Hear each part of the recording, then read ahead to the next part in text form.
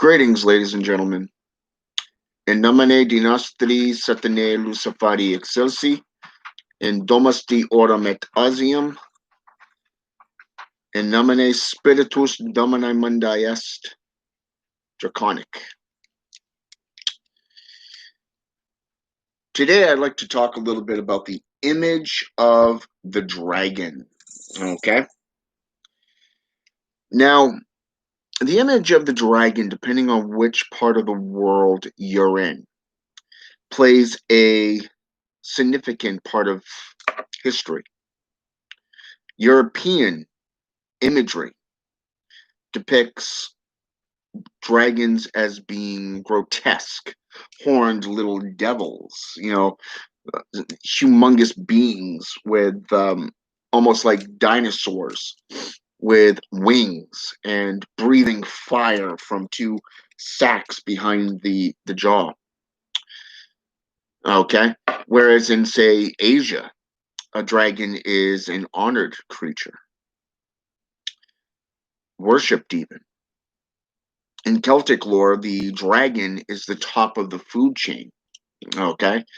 In folklore, dragons are very powerful, superior type beings that really hold sway in culture, from the greatest fears of mankind to that of, say, the greatest warriors of all time. The epic tales of knights galloping to their deaths, fighting that great beast, to the dragon slayers of European folklore. Or you can go with more modern day Leviathan. Demonolatry, angelology, biblical, mythology, historical accounts, stuff like that. Well, I thought I would take a couple of minutes, and kind of discuss this with you. Okay. First of all, let's talk about Leviathan. According to Anton Szandor LaVey, he is the last of the four princes of the cardinal directions, behind Satan, Lucifer, even Belial, who's a king, long before he was a prince. Ironic, isn't it? So Anton Szandor LaVey got this wrong. Keep that in mind. He got it wrong. Leviathan is a prince. Okay. He's been associated with the 7 sins of mankind. He has been associated biblically as a monster.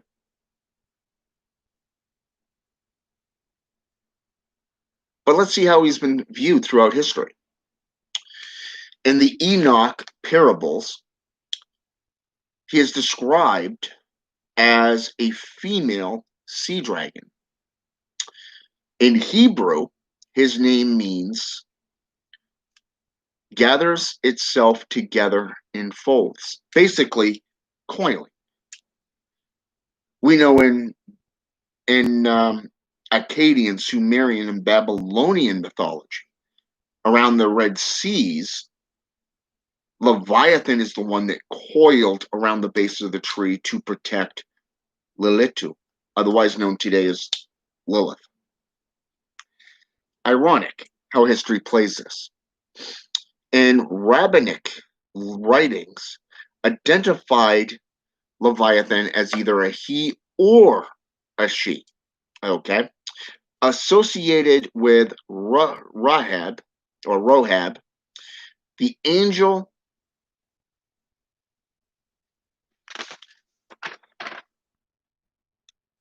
of primordial deep, of the primordial deep. Okay? And behemoth, even been associated with behemoth. In biblical, let's take a look at the Bible here. Isaiah 27, verse 1. He's known as the crooked serpent. Job 41, verse 1. Identified as a great whale.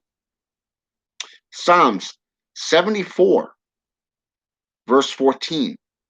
The hippopotamus or the crocodile. Revelations 12, verse 9. He's been reviewed as that old serpent of mine.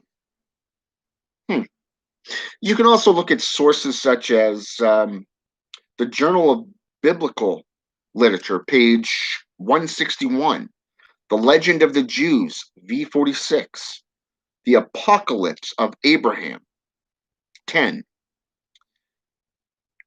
the Mandean lore, Mouth of Leviathan. Now, that part there really was something that caught my attention because when we go into, say, for an example, the 13 Levels of Hell by, it's an interesting thing because a lot of it, especially in angels and demons, for an example, when we're dealing with angels and demons, the gateway to hell is Leviathan's head with his mouth, his gaping jaws wide open. And it's interesting because of the fact that in Dante's Inferno, this image is even seen again as in within the lusts in the symbiosis of the cardinal sins of the church, okay, that the church puts out. But if we go beyond this and we go all the way back to, say, ancient Chaldean, we see Dagon, a being that has the body of a fish, the head and hands of a man. In Paradise Lost, I-457, we see where he is an angel that has fallen. Ironic, really.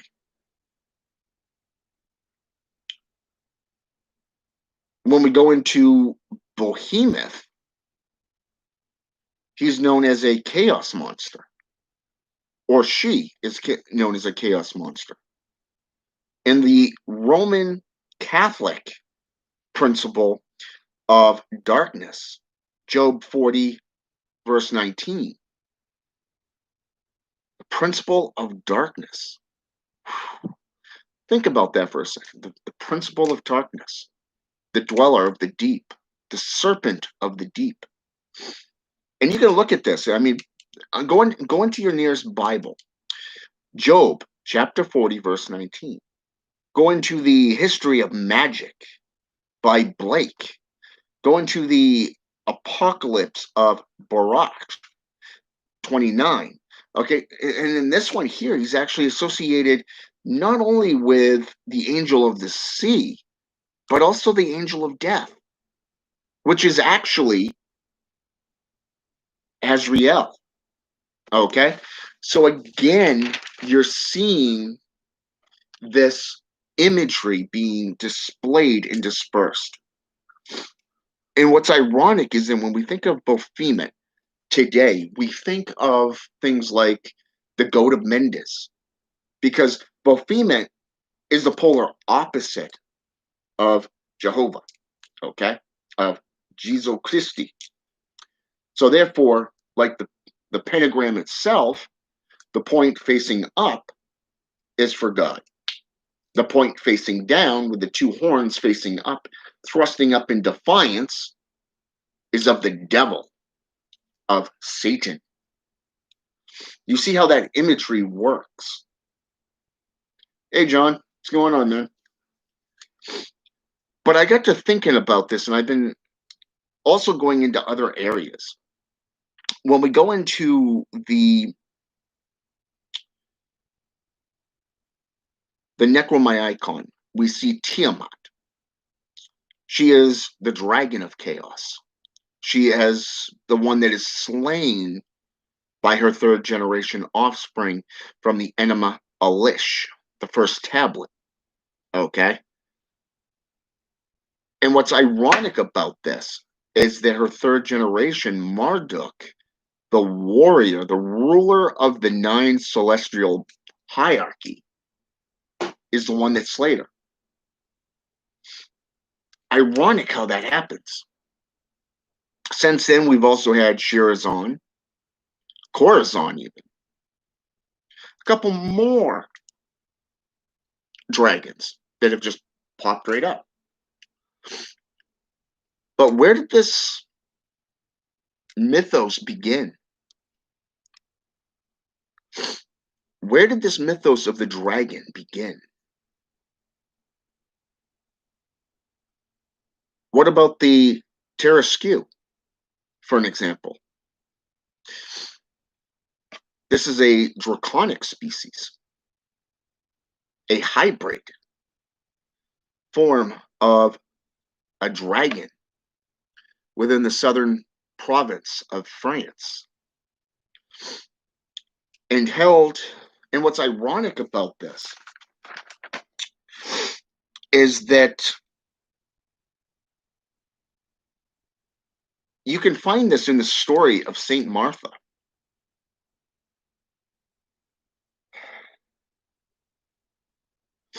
In the province of Nerluc, Nerluc is how you spell it, which is in the southern portion of France, the southern province. This dragon devastated the landscape. The Tarasque has the head of a lion, has 6 short legs like a bear's, the body of an ox, and the tail, which is scaly, and has the stinger of a scorpion at the very end. Huh.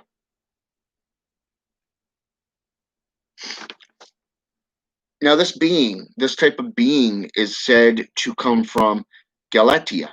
That's Galatia, which is the home of the legendary Onakas. And it's said that the Tarasque is actually the offspring of these types.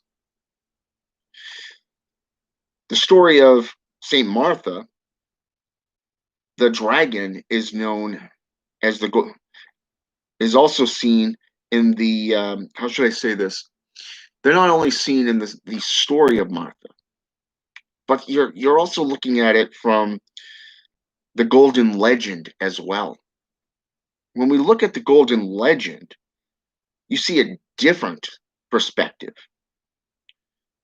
And this comes from the Chateau Tarascon by Rhone. Now, Rhone is also a river. It's a bank of a river. It's like a mountainside type thing.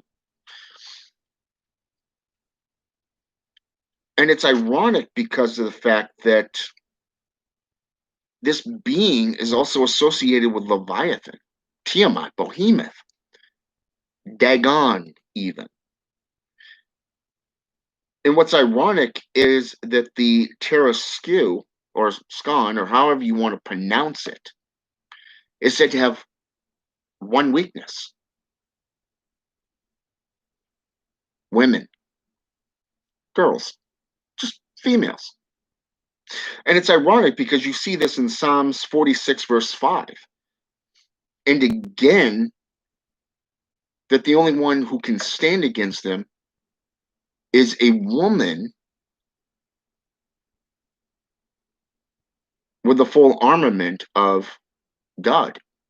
Ephesians chapter 6, verse 11. It's very, very interesting to see that this is the oldest account so far that I've come across, just on the Draconic. I mean, we know that in ancient Greek, you have the day star and the nut and the dark star, which is surrounded by Lucifer. Okay. Asenath Mason describes the current of Lucifer as being draconic. And she puts a very good argument towards it. But it deals more with the angel Lucifer, or better yet, Phosphorus and his brother in ancient Greek. Ironic, right? But with all these accounts, all these facts that have been reported throughout history,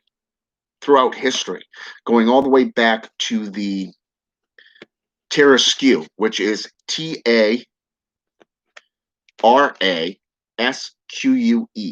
for any of you who want to look it up. Today, this type of being is associated with things like something to do with airplanes or aerodynamics, but it's also associated with D&D. Found that very interesting, but look at it this way. Most things today, which is associated with things like D&D or the Star Game by the ONA, the Order of the Nine Angles, is associated nowadays with Hollywood, or that of, say, for an example, children's games, role-playing games. Okay, so you got to take that into account. I mean, when I look up the Dralith, for an example, it took me into Germanic, Proto-Germanic. It took me all the way in to the Dark Elven. You look up the name Sith, you're going to come up with something from the Jedi, the anti-Jedi, the enemy of the Jedi. But yet, when you get into their mythos, they are the Irish counterparts to the Scottish Sidhe, the people of the mounds. And this goes way, way back. This is ancient folklore. Okay? Ancient names like Angelus, for an example, in Celtic means dragon. In Latin, it means dark angel. Ironic how that happens. Angels, demons, dragons, serpents. How it's been changed and rewritten throughout the eons, and suddenly associated with Hollywood produced films. Is this what these beings, these great beings, have been reduced to nowadays? Children's games, such as video games or role-playing games. The Ouija board used to be respected, and now you can pick it up in any children's store. And then people wonder why they have so many demonic or spiritual poltergeists running around their homes. It's ridiculous. But I wanted to put this out there because of the fact that the image of the dragon, depending on where you are in the world, has significance. I mean, you look at Vlad the Impaler, for an example. He's a Romanian prince. Got tangled up with the Turks for a while. His image was of the dragon. His house, his emblem, his family crest was of the dragon.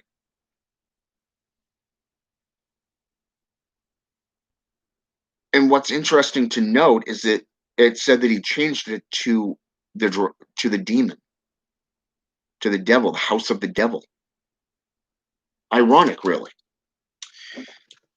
That's a very good question, John. In my research, I've come up against a couple of different stories surrounding Tiamat. In one story, Tiamat and Leviathan are lovers. They're mates. And God, Jehovah or Jesus Christi, feared that if they mated and had offspring, that mankind's days would be limited. So he basically slaughtered Tiamat and created the world. Which, if you think about it, does go along with Genesis 1:1. In the beginning, the world was flat, was round, and without form, and darkness dwelled on the face of the deep. Ironic. That was just the first couple of paragraphs, just the first two proverbs out of Genesis chapter 1. And the other story, however, the story of Marduk eliminating Tiamat.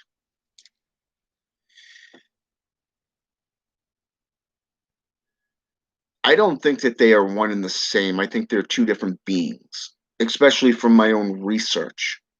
I've given you the sources to which I've looked up, that I've Googled, that I've read and researched thoroughly. But I wanted to put this forth so that you have it. Okay. I want to see where you can take this and see how far back you can go with it. What sources does it lead you into? Okay. Arada, how are you doing? But yeah, I find that they are two different beings. In some cases, Behemoth is considered a she and a he, a transsexual, if you wish. Everything seems to be around sex these days. I don't know why. It's more image, I guess. But yet they frown on it at the same time. It's kind of dualistic and hypocrisy. My point is this. In a lot of these cases, you see Tiamat or Behemoth being female, Leviathan being male. Only one account suggests that Leviathan is female. Now, if you do research into dragons, you're going to see that most dragons are female, with only one male in that region. So that's one male, a shitload of females. So, I mean, when you get into it, and you get into this mythology, and you get into this way of thinking, you start going back throughout history, getting away from the corruption.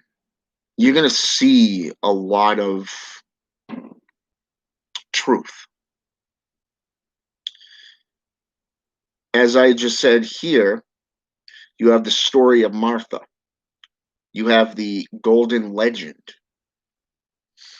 You have the Journal of Biblical Literature, the Legend of the Jews, Apocalypse of Abraham, the Mandean lore.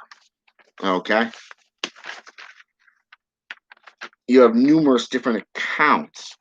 I mean, you consider even the Enochian parables describes Leviathan as a female. It's the only one. It describes him as a sea dragon, which associates him with Dagon, the ancient Chaldean serpent of the deep.